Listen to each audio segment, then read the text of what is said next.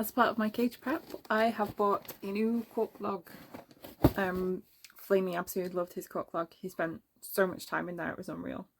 But he also liked peeing in his cork log.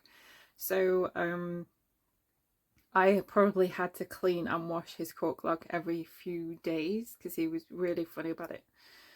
So naturally, when Flamey died, that cork log was thrown away and I bought a new one. But having been through quite a few cork logs and cleaned them and found that actually it's quite tough to find one that isn't full of spiders and cobwebs and stuff like that, I just thought I would show you this cork log and explain to you a little bit about what I'm going to do with it to make it safe for my new hamster. This is what has arrived. It's literally arrived today and I opened it just to see what it was because I was confused. I was like, I've not ordered anything. So this is what I've got. It's got lichen on it, which is weird. I've not had one with lichen on it before, so I'm not sure whether that's safe and whether I need to remove it. So I'll be looking that up before I clean it. So in between this take and the next one, I'll look it up. I'm kind of going towards no because, you know, there's a lot of stuff in here that's a bit probably stuff I won't want a hamster to eat. Anyway, so I'll look that up and we'll figure it out. That might need cleaning off. Otherwise, this is quite a decent one. You know, there's a really nice opening, nice wide opening, and yeah, I think there's plenty of space in here. One thing that I will be doing is that I can't really show you this on camera probably, but if I look inside I can see that like here there are some gaps. So where there are gaps in the cork log, I'll probably be trying to fill them with Flamies. There was luckily just one big gap and I used to fill it with paper bedding. So I'll probably be filling those gaps just to make sure that no tiny toes get trapped. The other thing is that, like, when you look inside this, and I don't know if, again, if you can see it, but there's a lot of crap in there basically. There's a lot of bits that are going to come off and lots of bits that have already come off in the box.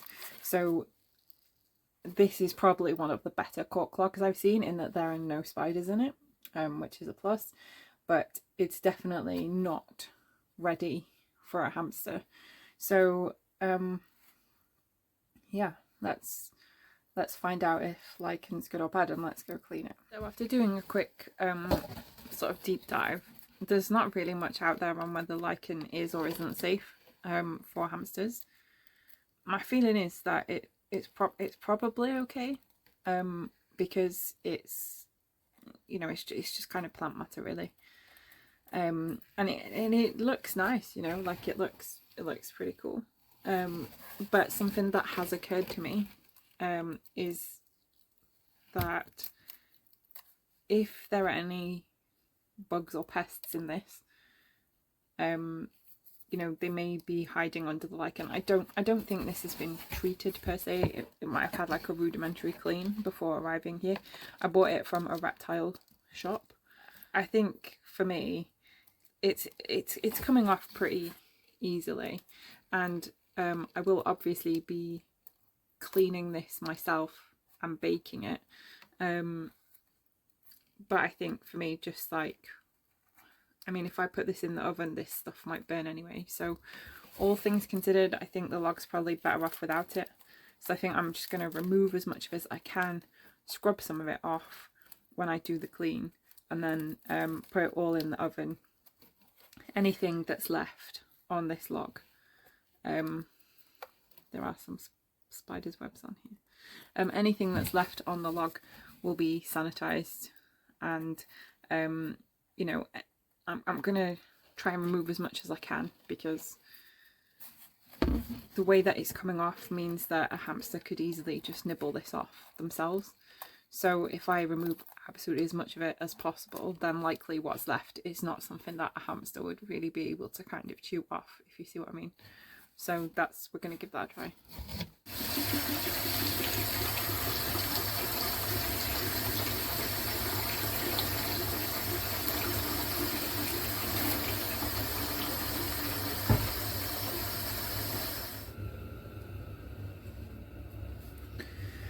So here's the cork log. I've managed to get quite a lot of the lichen off, as you can see. There's a few like bits on. It was kind of harder to do than I thought. I'm glad I did it when it was dry, because I have a funny feeling that when it's wet it's going to be harder to get it off because it's going to go kind of like soggy. But I think I'm right in that like a lot of it I just kind of had to scrape off with my nails, which is a bit gross, but here's what it is. It was the most effective way really to get it off that I could see. But as I've said, a lot of the bits that are left are likely going to be kind of like too small for a hamster to really notice or, you know, want to spend any time chewing off. But we're going to give it a clean anyway and see if more of it kind of comes off. So cork floats, as you can see, and what I've done is just this is just warm water, and I've used this because it's plant-based and biodegradable, so it's more mild than a lot of dish soaps out there. And then I'm going to use this, which is or this one, whichever. These are the kind of things that I used to use to clean Flamey's cork log, but they're relatively good and they kind of get in the gaps. So I'm just going to give it a bit of a scrub really.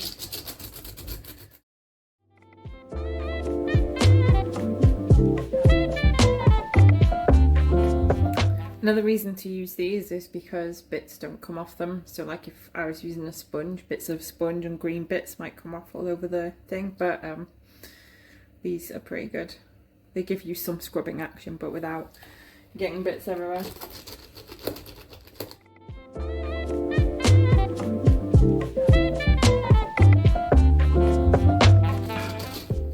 So I'm not going too crazy on this because I'm going to bake it as well. And the outside is pretty clean. But what I've been doing is just kind of having a go at some of the other bits of lichen and just getting into the gaps, because like I said, I don't think this has been cleaned, so I've just been getting into the cracks and grooves to just make sure there's no dirt sort of left in there as much as possible.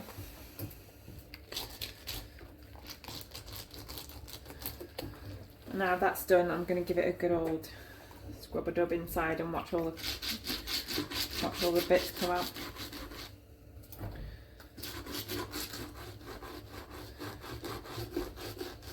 So you can see there's a lot of dirt coming out of it. This is why it's really good to make sure that you clean it before you use it, because that's pretty grim.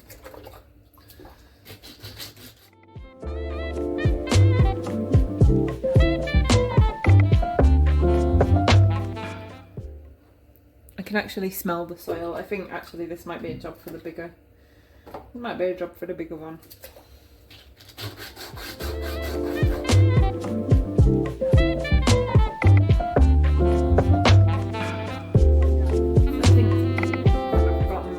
There, just feeling around inside, it feels pretty clean. It's a bit rough and there's still bits coming off, but there is kind of like a lining on the inside. This isn't all just soil, this is like actually a lining inside, so parts of this are coming off.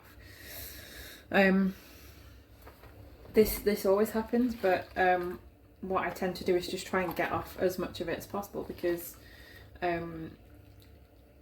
yeah, I don't really want my hamster eating it or chewing it or getting it stuck in their fur or anything like that. So I just always think, you know, whilst it's not necessary to remove the whole lining, I think it's good to just scrub until you know, bits stop coming off it. So this has been a good start. I'm just going to give this a rinse and run.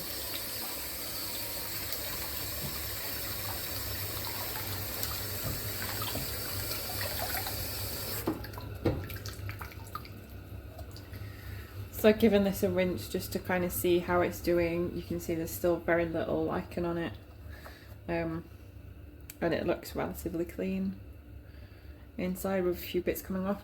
Because the water is so full of bits now, it's hard to tell whether bits are still coming out. So I'm just going to run some fresh water, and I'm just going to put one of these, like a strainer, in the sink to capture all the bits. otherwise they're all going to end up going down the drain.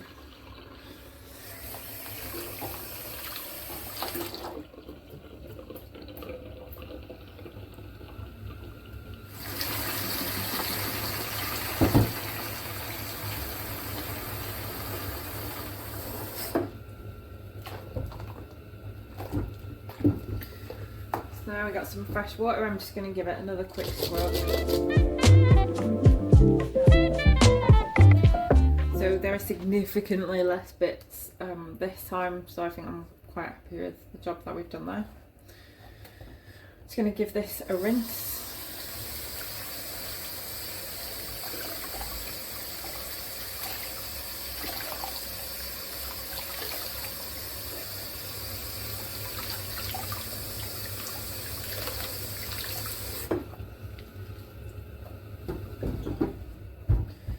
So one of the important things to remember here is that even though I used washing up liquid, it's a more gentle variety of washing up liquid, and I made sure to dilute it in the water rather than putting it directly onto the cork log. Even after cleaning the cork log, I rinsed it off, so if there is any of that left in here, it's going to be like minimal. And now what is left is to pop this in the oven. So here is the finished piece of cork. I put this in the oven for an hour on about 120 degrees. So generally, if you're putting stuff in the oven for pests or bacteria or to kill anything, you basically want it to be higher than 100 degrees and you want it to be for an hour or more. So this was in for just over an hour and slightly over 100 degrees because I'm extra like that. I would just rather make doubly sure. I only waited about 10 minutes before I put it in. I basically put it in after tea, so it wasn't, and I did tea right after that video, which is why this is tomorrow, because it was relatively late when I finished cooking the log. But yeah, so it had about an hour. It went in relatively wet and it came out dry as anything. This is now ready to use and it is really good. It's great condition. It doesn't smell like soil. It's clean. I know it's pest free. It's free of lichen. So that, from start to finish, is the process that I undergo when I'm getting a cork log for my hamster. So if you want to get a cork log for your hamster and you want to make sure it's safe, that's how you do it.